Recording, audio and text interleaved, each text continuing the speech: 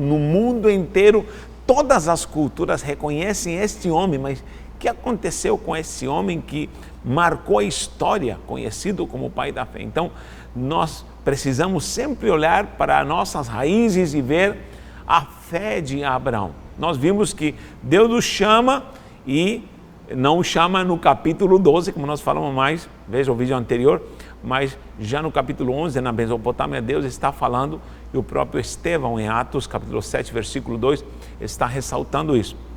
Tá bom? Então nós vimos o propósito do Lech Lecha, ir para si mesmo. Há um homem espiritual dentro de nós que precisa conhecer os desígnios e os propósitos de Deus. Tá bom? Vamos lá. Eu quero falar da chamada agora de Abraão, quando Deus muda o nome dele, e quando Deus já implanta a Brit Milá, que seria a circuncisão, e faz uma aliança com ele, e surge a partir de agora um novo paradigma, surge agora uma nova dimensão, uma nação é levantada dali, se levanta a nação israelita. Isso aqui é maravilhoso, gente. Temos o patriarca que é chamado como um ícone, é a premissa onde se inicia todo tipo de sorte de bênçãos para as nações da terra. Embora seria a nação israelita um modelo, mas seriam todas as nações da terra alcançadas e abençoadas. Nós vemos que Deus chama Abraão e estava na terra da Mesopotâmia, depois ele para em Harã. Em Harã, Deus ressalta novamente, lembra ele da sua chamada, e de fato agora no capítulo 17, Deus vai mudar o nome desse patriarca. Aqui diz que Abraão tinha 99 anos de idade, preste atenção, 99. Muita gente fala assim, mas o povo vivia muito naquele tempo, mas ele já estava idoso, já era um homem idoso, ou seja, as pessoas ficavam muito tempo com idade avançada vivas, mas uma pessoa com 100 anos já estava, logicamente, na idade avançada, era um idoso. E com 99, quando vejo isso aqui, eu digo, há esperança para a gente, pelo amor de Deus. Se Deus está chamando a Abraão com 99 anos, e a própria mulher era estéril, a Sarai era estéril, e também estava avançada de idade, ela mesma declara isso. Mas Deus lhe faz uma promessa, que dele iria nascer uma grande geração, uma grande nação. Então, creia que Deus fará e cumprirá planos gloriosos na sua vida, porque eu tenho encontrado muita gente que diz, olha, parece que Deus se esqueceu de mim, já estou com 40, 50, 60, 70, acabou. Não, querido, Deus vai cumprir esse plano, mas você precisa encontrar o desígnio de Deus e levantar esse homem espiritual dentro de você, amém? Os setênios são importantíssimos na vida, na questão de vida bíblica de um homem. Você vai ver sempre o Sheva, que seria o número 7, em vários estudos de numerologia e outros estudos eu falo sobre isso. E os anos de vida de um homem são divididos em 7 anos. Aos 7 anos a criança era desmamada, dos 7 aos 14 são fases. Não vou falar sobre isso agora, mas me lembre, por favor, me mande um WhatsApp. Eu estou enviando estudos para você, eu vou enviar os setênios em sequência, cada setênio, o que significa. Por favor, me mande um WhatsApp e eu vou te enviar esse pequeno estudo sobre os setênios, e algo interessantíssimo que você vai descobrir, os propósitos de Deus na vida do homem. Você tem que se encaixar nesses propósitos. Mas vamos lá, Abraão já estava velho, mas Deus fala com ele e se apresenta como El Shaddai, Ani El Shaddai Iterhalech Lefanai. Ele se apresenta, eu sou Deus Todo-Poderoso, eu Shaddai, e Terhalei Lefanai, que significa ande na minha presença. Vou anotar isso aqui, tá bom? Está transliterado, mas isso aqui, essa frase é muito importante. Ani El Shaddai, e Terhalei Lefanai, vou colocar aqui bem pequenininho, Lefanai, com Y, Lefanai, eu sou o Deus Todo-Poderoso, ande, caminhe na minha presença, olha só, ande na minha presença, e Terhalei Lefanai significa ande na minha presença. É aí onde já começa o mistério. Por que Deus exige de Abraão andar na presença dele? Deus é onisciente, você sabe disso. Quem pode se ocultar diante de Deus? Ninguém. Todos estão na presença dele, todos estão sob o olhar de Deus, estão na ação da onisciência, onipotência e onipresença de Deus, e todos são vistos por Deus. Mas por que Deus fala assim, ande onde eu te veja, ande na minha presença? Porque esse termo andar na presença, iterhalech lefanai, significa andar segundo o meu propósito. Ou seja, estar na presença de Deus não é simplesmente ser visto por Deus, porque Deus vê a todos, mas significa andar segundo o propósito e o desígnio e a vontade de Deus para a minha vida. Voltamos ao tema homem espiritual. Hoje vamos concluir. Então, o homem espiritual precisa conhecer o caminho em que ele deve andar.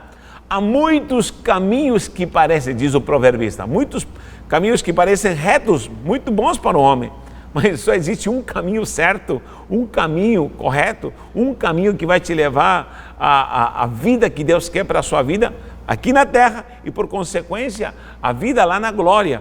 Então, precisamos levantar isso. Então, andar na presença de Deus não é simplesmente ser visto por Deus, mas é andar segundo o propósito do Senhor. Outra coisa que ele fala é verreie, ó. Verreie, esse verbo aqui é verreie, é o verbo ser, e seja, aqui se traduz como perfeito em português. Tamim, ó, tamim. Mas isso aqui é íntegro, algo completo, algo pleno. Ou seja, somente quando eu ando na presença dele, fazendo a vontade dele, é que eu vou ser um Natanael completo.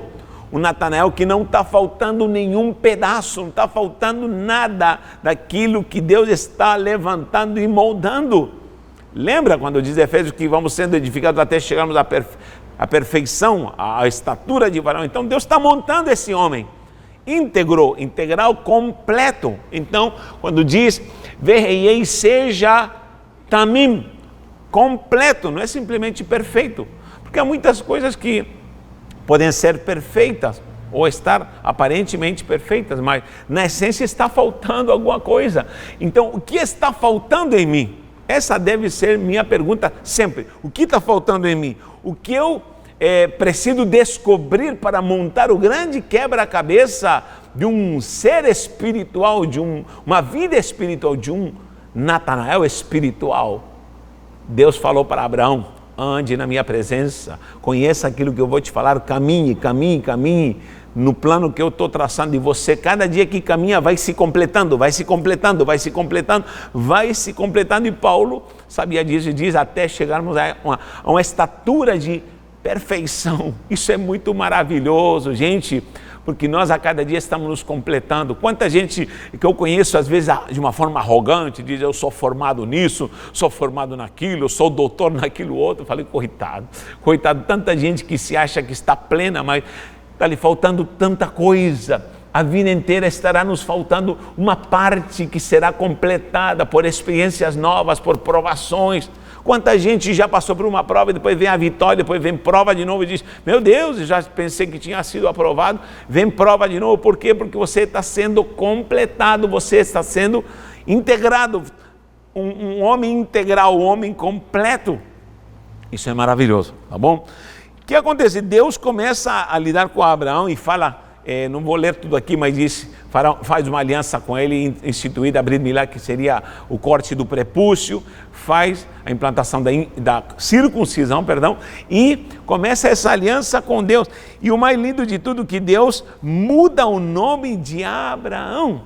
Abraão se escreve Aleph, vou anotar aqui, Aleph, Avra, isso aqui sem mudar o nome, Bet, Resh, o Mem Sofit, Abraão. Isso seria transliterado assim, Avram,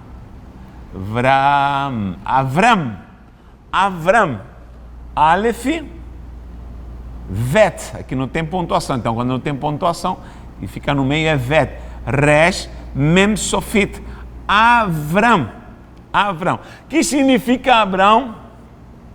Essa parte aqui é pai, Av, muita gente diz que Ab é pai, não é Ab, é Av, Av é pai, Ram, aqui tem a pontuação, Avram, esse significa, essa última parte aqui, Ram, significa exaltado, pai exaltado, pai grandioso, pai sublime, algo grande, Avram, maravilha, que ironia, né? Diz que ele não era pai, mas por que ele era chamado pai exaltado? Porque Avram, ou Abrão em português, eu não gosto muito da palavra, esse ão com tio, porque isso não tem nada a ver com o hebraico. Ben-Gurion disse que saborear a palavra de Deus não conhecendo o hebraico é a mesma coisa que saborear uma bala com papel. Não gostei quando ouvi a primeira vez essa frase, mas hoje em dia eu concordo, porque no hebraico você vê a riqueza, você vai entender e vai logicamente compreender a palavra, e o Espírito vai revelar ela no seu coração, mas você vai saboreá-la de uma forma mais profunda quando você conhecer de fato o desígnio santo daqueles mistérios, principalmente na língua original. Todo cristão deveria se esforçar para começar a conhecer. Olha para mim, eu não sou doutor, professor nem nada. A única coisa que eu te digo, eu estou me esforçando, e não é fácil, para mergulhar nisso aqui. E o pouco que eu estou aprendendo, eu estou transmitindo, porque sei que Deus vai te edificar. Então, olha, quando diz, Avram está sendo pai exaltado, mas por que ele era pai se ele não tinha filhos? Já estava com 99 anos e não tinha filhos.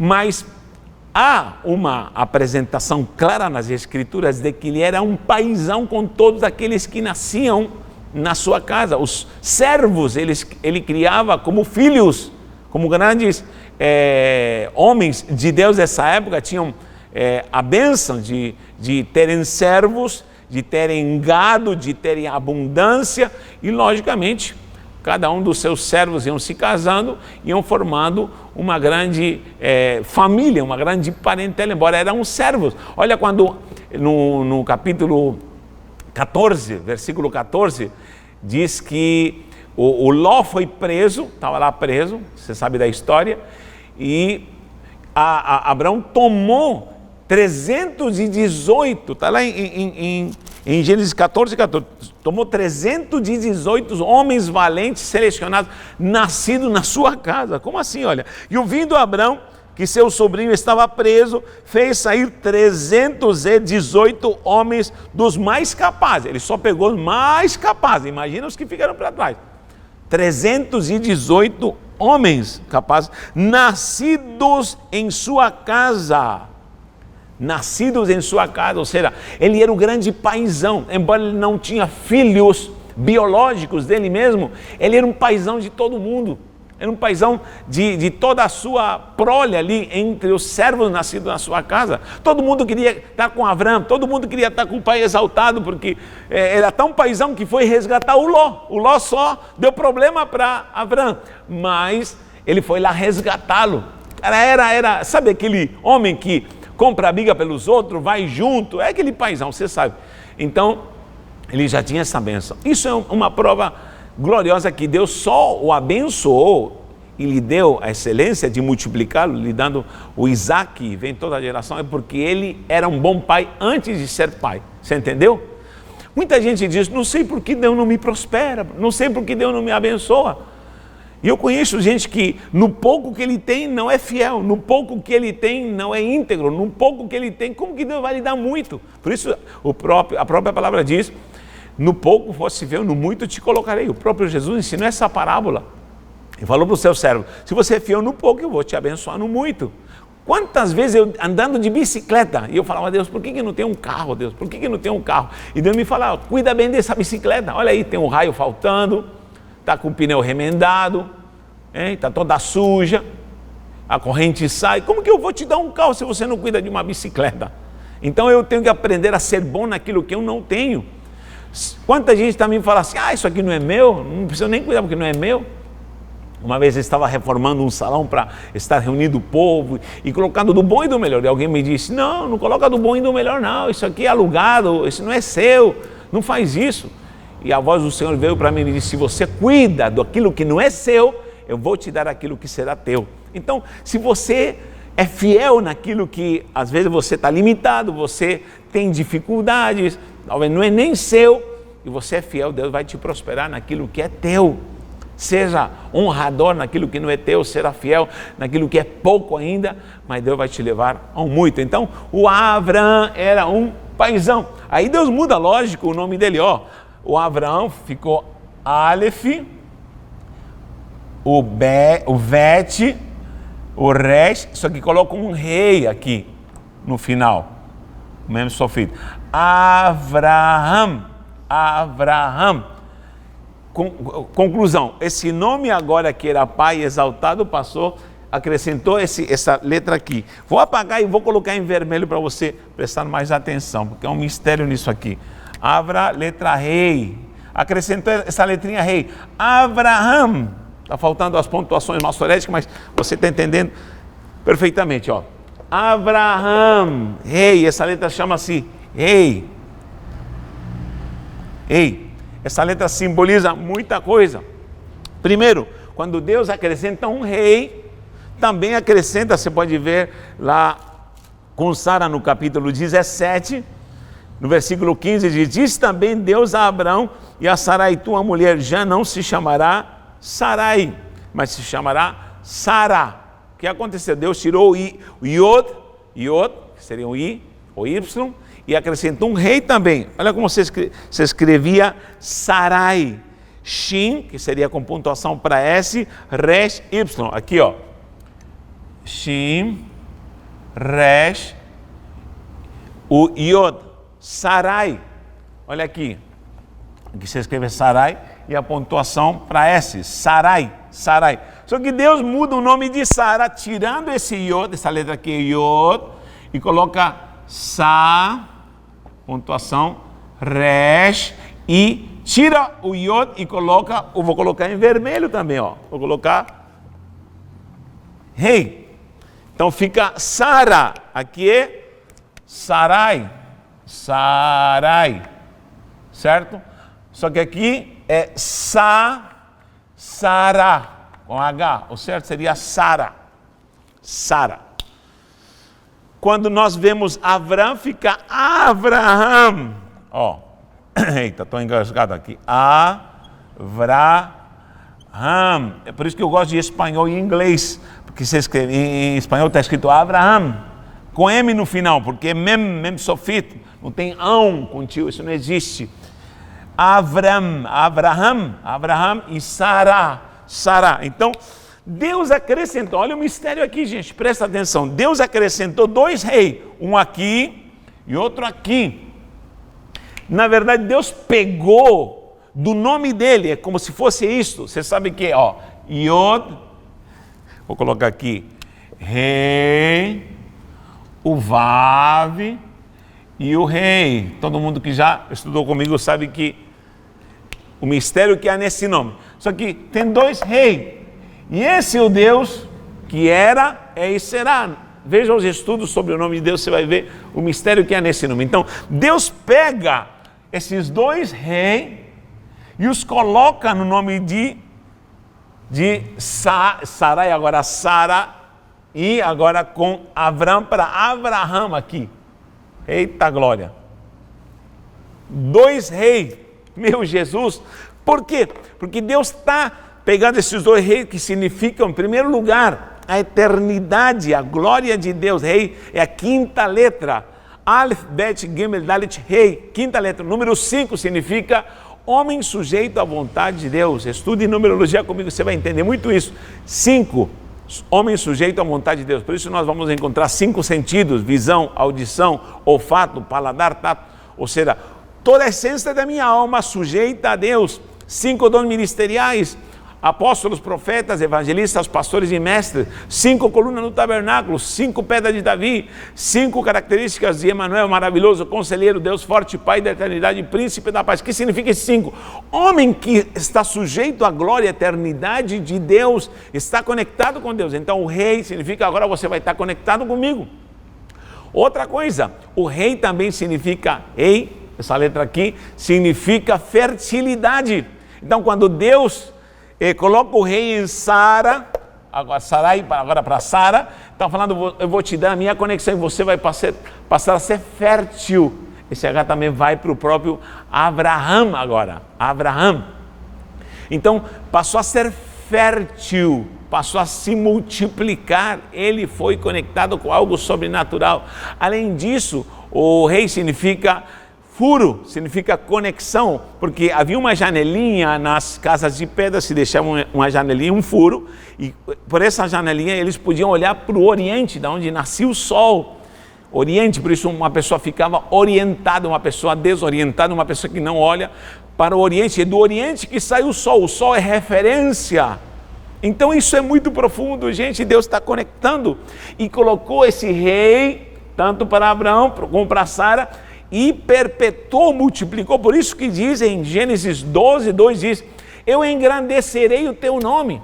Nós lemos assim em português, engrandecer o nome significa que vai ficar famoso, não.